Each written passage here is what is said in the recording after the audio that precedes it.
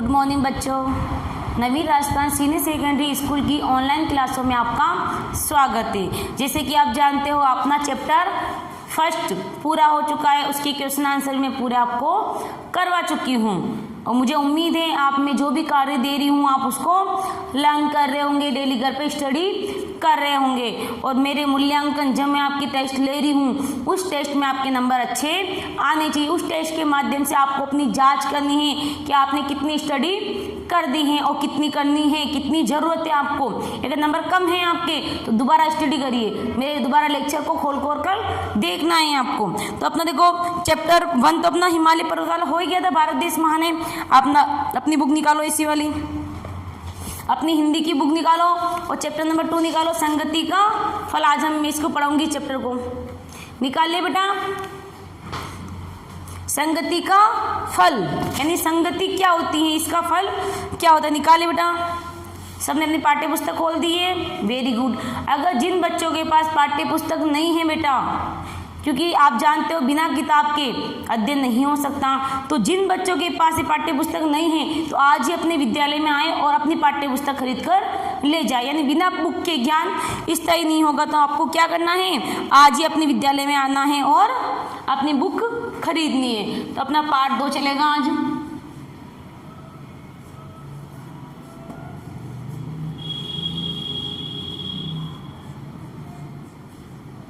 संगति का फल, बहुत ही अच्छी कहानी है बेटा, संगति का फल। इसके पहले मैं कुछ शब्द ज्ञान लिखा लेती हूँ आपको, तो आप अपनी नोटबुक के अंदर पहले शब्द ज्ञान नोट कर लीजिए, ताकि जब हम पढ़ाते समय उस शब्दों पर अपनी नज़र जाती है तो हमें वो शब्द क्या होंगे, बार बार देखने से क्या होगा बेटा, कंठस्थ हो जाएंगे। तो पहले आप मेरे शब्द ज्ञान लिख लीजिए।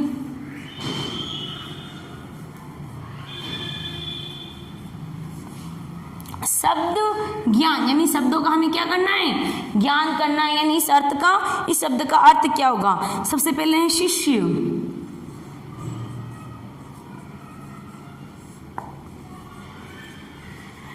शिष्य का अर्थ क्या होगा, चेला। उत्तम यानी, ऐसा अगर आप इस साइड में लिख लो ताकि इधर आएंगे नहीं, अपना इधर बीच में लिख लो, आप इधर आ जाओ, देखिए इस साइड में।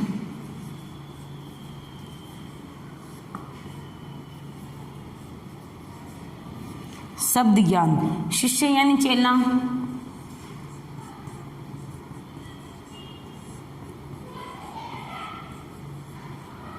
यानी चेला। उत्तम यानी अच्छा,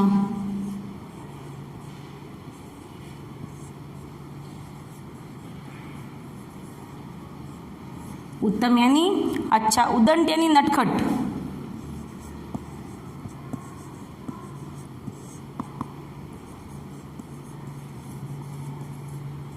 उद्दंड यानी क्या होगा, नटखट। मार्ग यानी रास्ता, मार्ग यानी रास्ता। निहारना यानी देखना,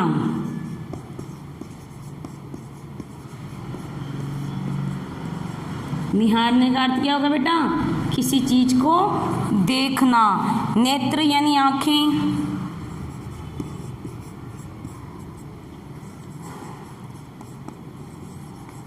नेत्र यानी क्या होगा, आंखें।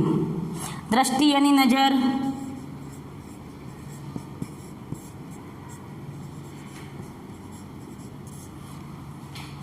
विलीन यानी गायब,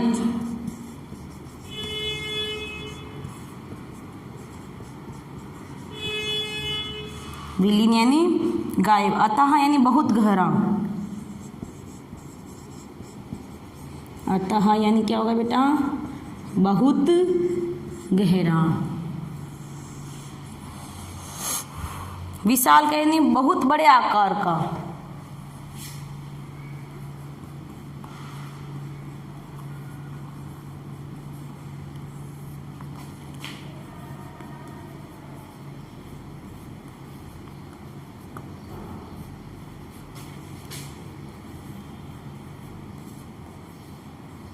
आगे बेटा समझ में आपको। शिष्य यानी चेला, उत्तम यानी अच्छा, उद्दंड यानी नटखट, मार्ग यानी रास्ता, निहारना यानी देखना, नेत्र यानी आंखें, दृष्टि यानी नजर, विलीन यानी गायब, अतः यानी बहुत। अतः यानी क्या हो गया बेटा? बहुत। विशाल का यानी बहुत बड़े आकार का, बहुत बड़े आकार का। अब देखो अपनी पाठ्य पुस्तक खोली बेटा सबने, वेरी गुड। अब हम आप पाठ पढ़ेंगे संगति का फल। इसके मैंने जो आपकी पाठ्य पुस्तक के अंदर शब्दार्थ थे वो मैंने लिखवा दिए, और शब्द ज्ञान आएंगे वो मैं आपको यहाँ लिखवाती रहूंगी।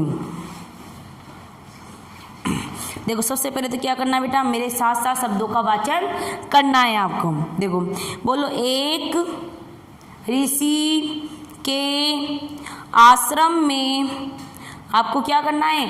मेरे साथ साथ शब्दों का वाचन करना है। मेरे साथ साथ बोलो, एक ऋषि के आश्रम में कई शिष्य शिक्षा ग्रहण करते थे।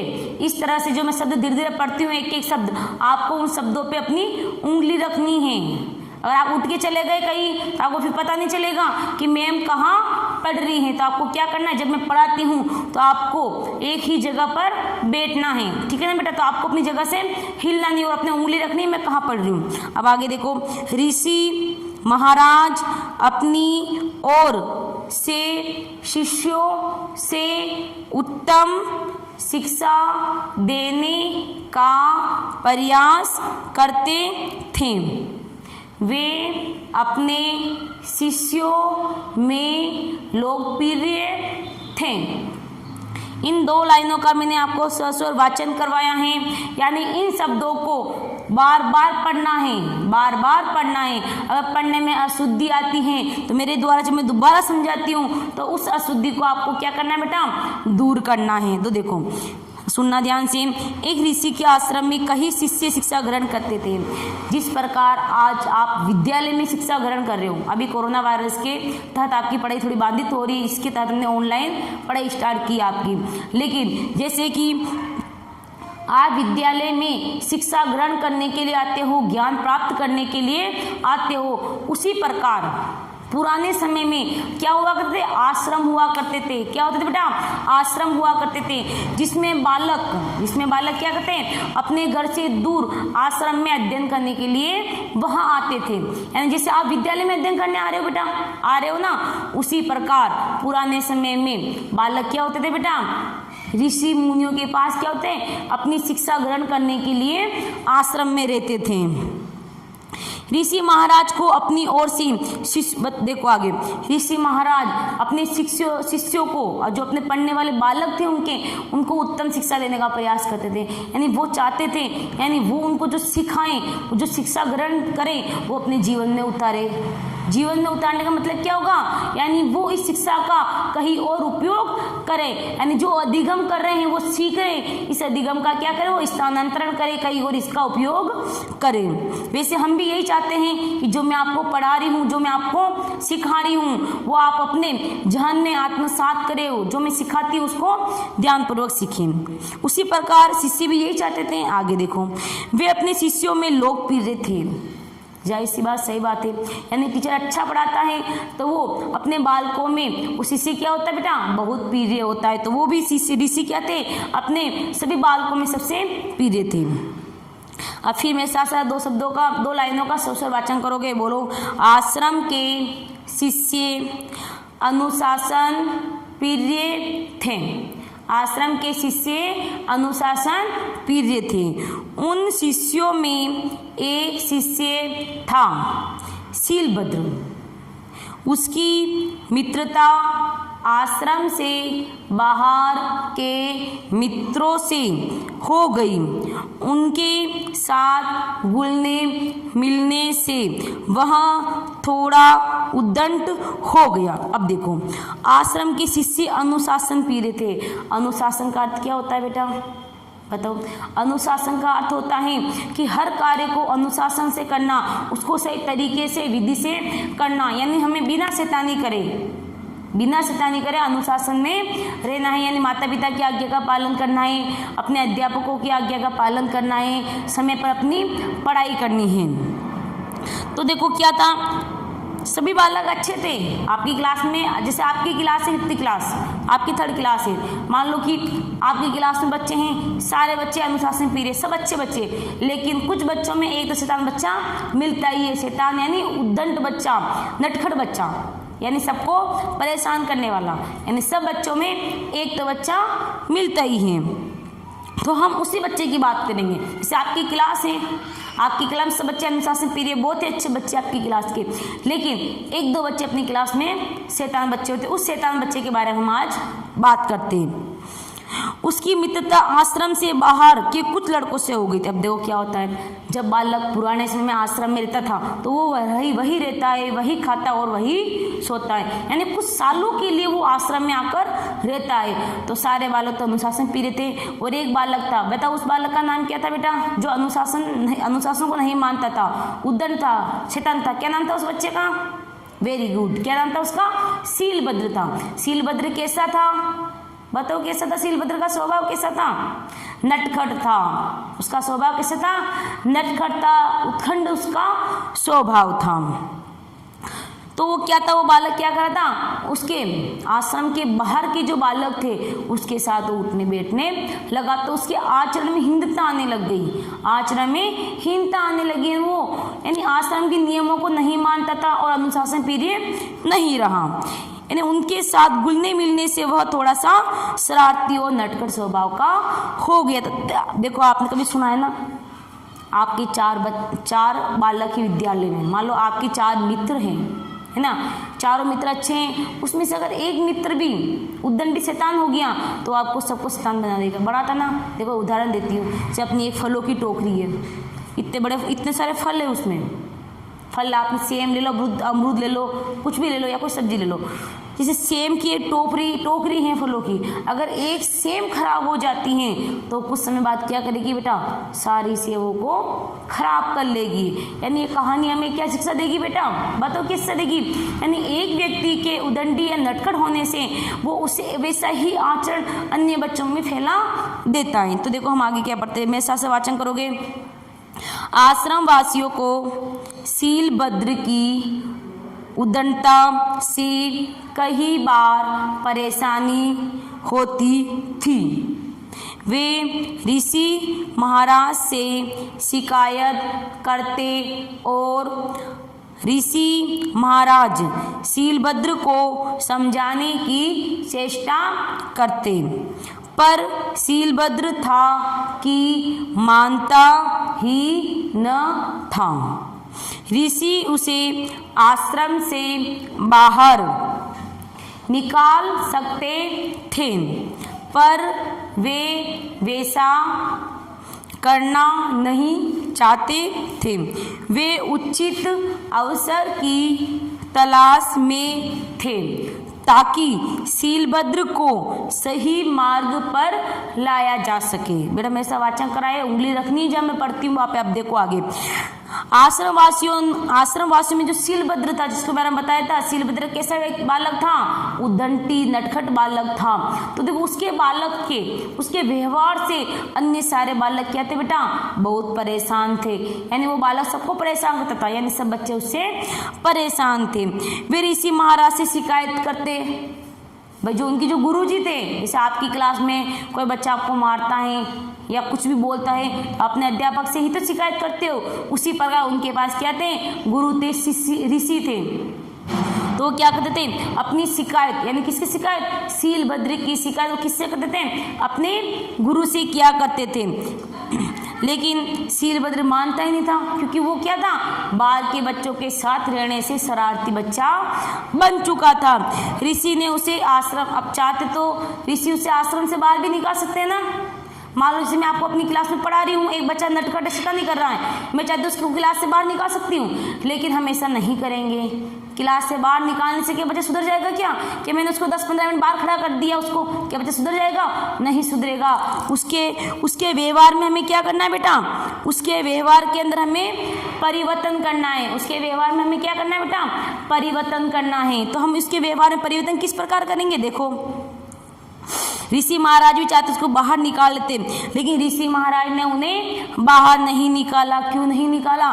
क्योंकि वो शीलभद्र को सही मार्ग पर ले जाना चाहते थे। मार्ग यानी रास्ता, मार्ग यानी रास्ता, यानी शीलभद्र को ऋषि महाराज सही रास्ते पर सही दिशा दिखाना चाहते थे, इसलिए उन्होंने उसे आश्रम से नहीं निकाला। आगे देखो, फिर मेरे साथ साथ किताब का वाचन करोगे आप। बोलो, एक बार ऋषि महाराज अपने शिष्यों के संग टहलने निकले।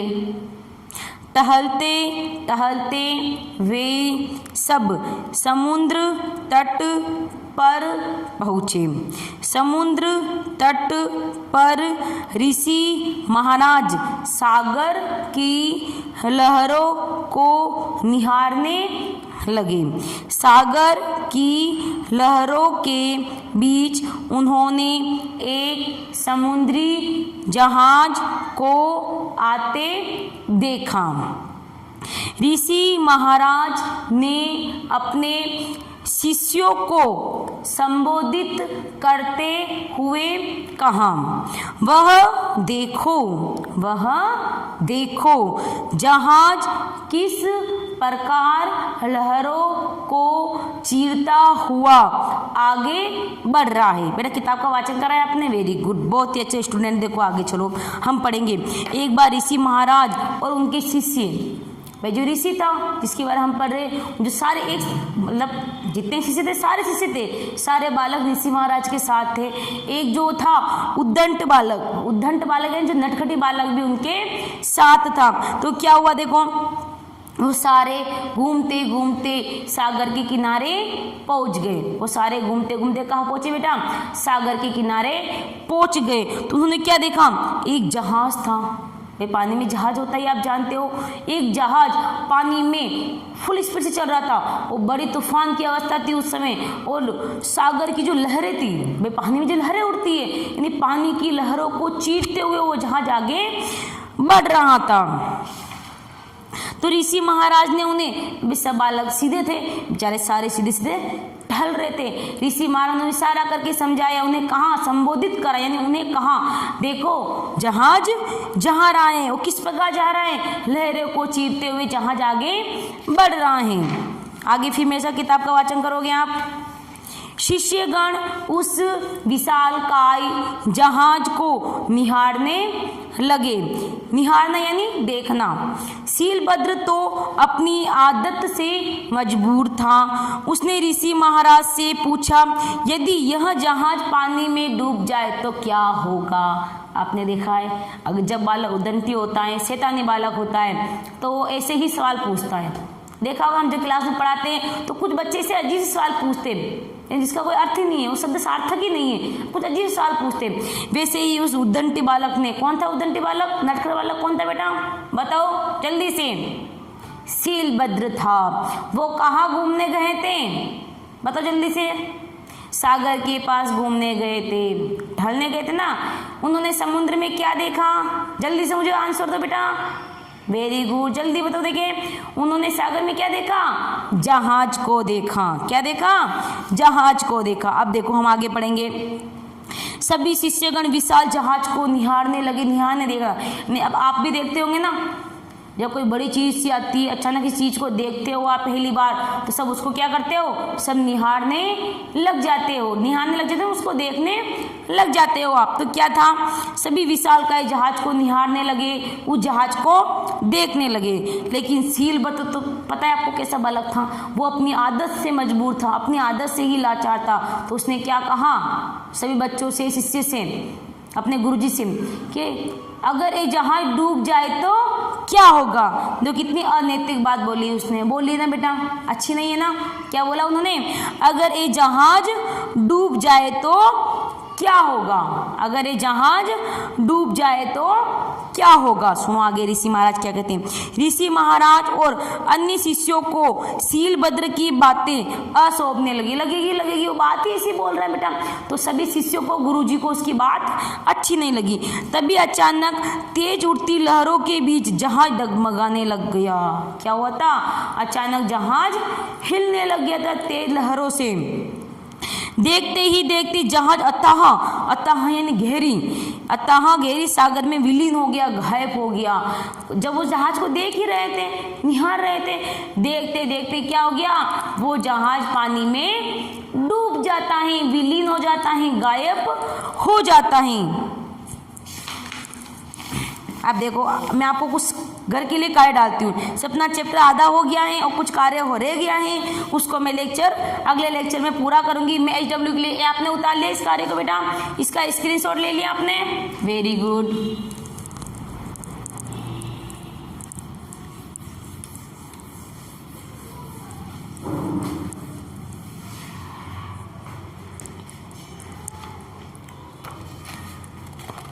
हाँ, सबसे पहले सही उच्चारण करो।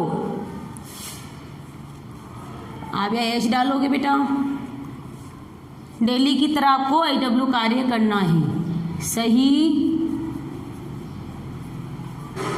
उच्चारण करो, यानी मैं कुछ शब्द लिखूंगी आपको, उनको क्या करना है, आपको 5 बार उन शब्दों को लिखना है।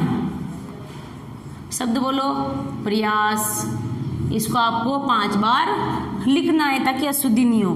लोकप्रिय,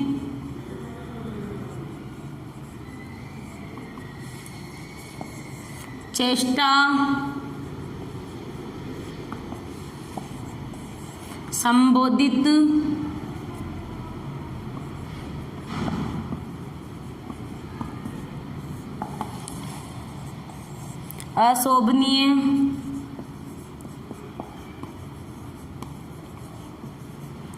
अशोभनीय, पुण्यात्मा, इन शब्दों को क्या करना है बेटा, आपको 5 बार लिखना है। इसके साथ एक सुल्लेख और कर लेना बेटा। सुल्लेख से क्या होगा, आपकी राइटिंग में सुधार होगा। आपको सुल्लेख को बड़े सुंदर राइटिंग में करना है।